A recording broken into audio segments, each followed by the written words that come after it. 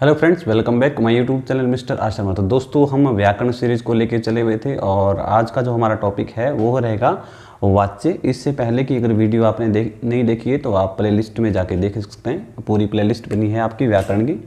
तो चलिए शुरुआत करते हैं बिना समय गंवाए वाच्य टॉपिक को लेकर।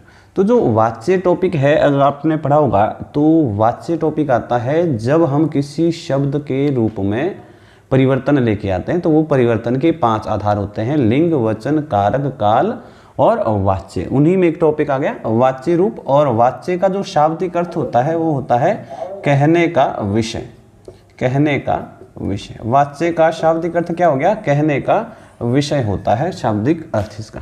अब वाच्य क्या है कि जब वाक्य जो कहा गया है, वाक्य में जो बात कही गई है वो किसके संदर्भ में बात हो रही है? क्या कर्ता की इसमें मुख्य भूमिका है या कर्म की इसमें मुख्य भूमिका है, या कर्ता और कर्म दोनों को छोड़कर किसी भाव पर बात जो है वो वाक्य बना गया है। उसी आधार पर जो वाक्य है, वाच्य है, उसके कितने रूप बताए गए हैं? 3 रूप बताए गए हैं। ठीक, कौन कौन से हैं? सबसे पहला आएगा कर्तरी वाच्य, दूसरा है कर्म वाच्य और एक आएगा आपका भाव वाच्य। भाव वाच्य।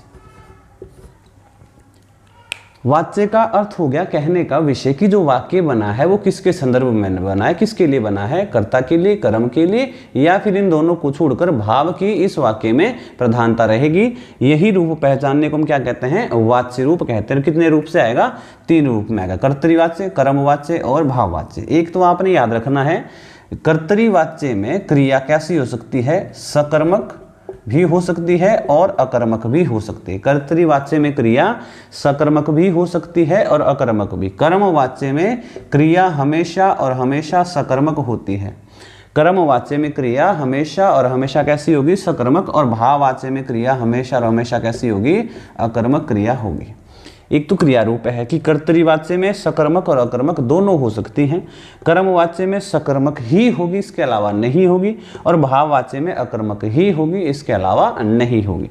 तीसरी चीज जो भाव वाच्य है, इसमें आप देखेंगे अधिकांश वाक्य नहीं के द्योतक होते हैं। नकारात्मक वाक्यों का प्रयोग किया जाता है।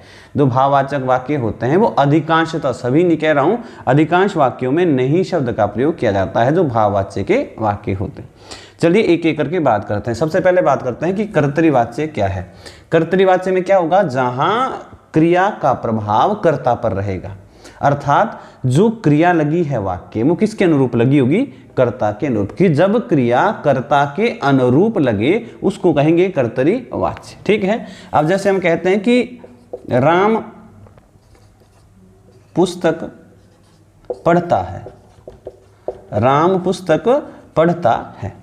अब ये वाक्य अगर आपको पहचानना है कि इसमें वाच्य रूप कौन सा होगा तो आप क्या करेंगे? इसमें क्रिया रूप देखेंगे।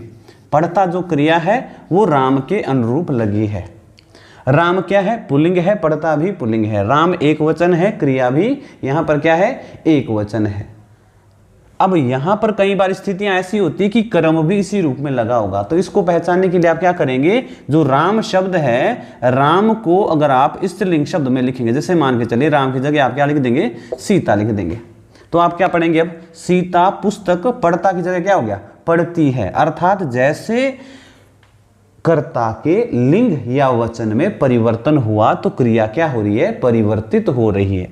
राम पुस्तक पढ़ता है, सीता पुस्तक पढ़ती है। इससे क्या हो गया कि जैसे ही राम की जगह आपने कोई स्त्रीलिंग शब्द का प्रयोग किया वैसे ही क्रिया भी क्या बन गई?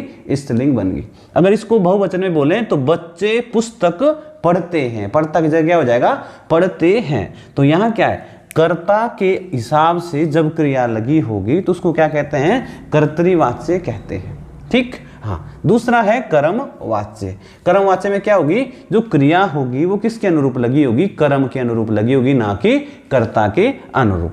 यहां जैसे सीता ने पुस्तक पढ़ी, सीता ने पुस्तक पढ़ी। अब आप कहेंगे कि जी सीता भी स्त्रीलिंग शब्द है और पढ़ी भी स्त्रीलिंग शब्द है, ये तो कर्तरी वाच्य होना चाहिए। लेकिन आप क्या देखिएगा, सीता की जगह राम लिख दो। राम ने पुस्तक पढ़ी, चेंज हुआ क्रिया रूप? नहीं हुआ। राम ने पुस्तक पढ़ी, सीता ने पुस्तक पढ़ी, बच्चों ने पुस्तक पढ़ी, बूढ़ों ने पुस्तक पढ़ी। चाहे आप कर्ता में कुछ भी कर लो, क्रिया नहीं बदल रही है, तो अर्थात यहां कर्तृवाच्य नहीं है। अब यहां पर कर्म क्या है? कर्म यहां पर पुस्तक है। कर्म यहां पर क्या है?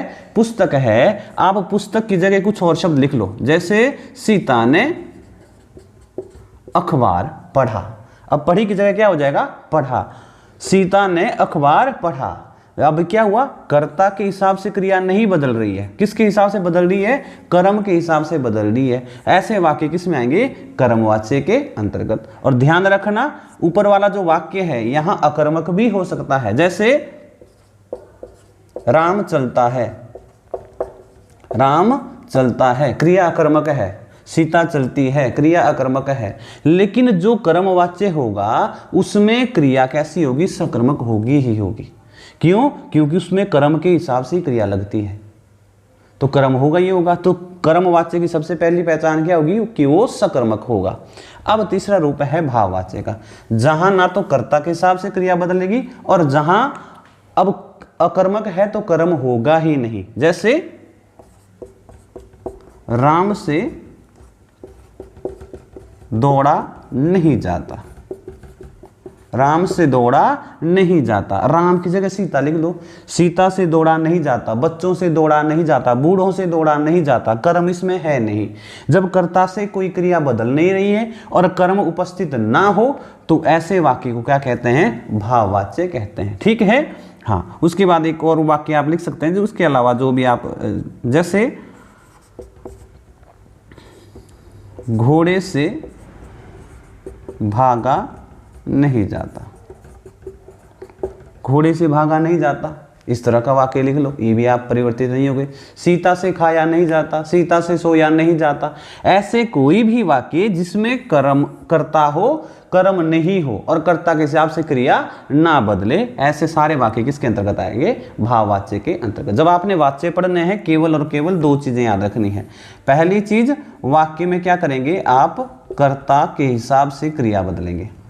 कर्ता के हिसाब से क्या करेंगे? क्रिया। जैसे राम सीता, राम की जगह क्या लिख दिया? सीता। पढ़ता है की जगह क्या आ गया? पढ़ती है।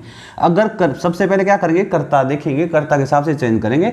अगर तो हो गया, हाँ मतलब अगर बदल गया तो क्या होगा?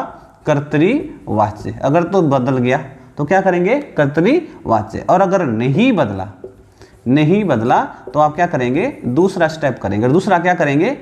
कर्म, वाक्य में कर्म देखेंगे है या नहीं।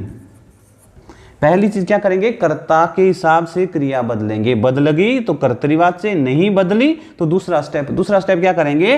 कि कर्म है या नहीं है। कर्म तो समझते हैं ना, जैसे पुस्तक है, अखबार है, फिल्म है, ये सारी क्या है? कर्म है। अगर कर्म है तो वो कर्मवाच्य होगा और अगर कर्म नहीं है तो वो भाववाच्य होगा। समझे? पहला कॉन्सेप्ट, आप जब वाच्य पहचानोगे वाक्य में तो क्या करेंगे? कर्ता के हिसाब से क्रिया बदलेंगे। बदल रही है तो वो कर्तृवाच्य है और अगर नहीं बदल रही है तो आप दूसरा स्टेप करेंगे। और दूसरा स्टेप क्या है? कि कर्म है या नहीं। अगर होगा तो वो क्रिया कर्मवाच्य है, वाच्य रूप कौन सा होगा? कर्मवाच्य वाला होगा। और अगर नहीं है कर्म तो क्या होगा? भाववाच्य। क्योंकि कर्ता में, कर्तरी में सकर्मक और अकर्मक दोनों हो सकती है, लेकिन कर्मवाच्य हमेशा सकर्मक होगा, मतलब उसमें कर्म होगा, और भाववाच्य हमेशा अकर्मक, उसमें मतलब कर्म नहीं होगा। तो ये कॉन्सेप्ट है ये आपके वाच्य रूप का। अगर किसी को कोई डाउट हो तो आप जरूर पूछेगा। फिर मिलते हैं अगले वीडियो में, तब तक के लिए जय हिंद, जय भारत।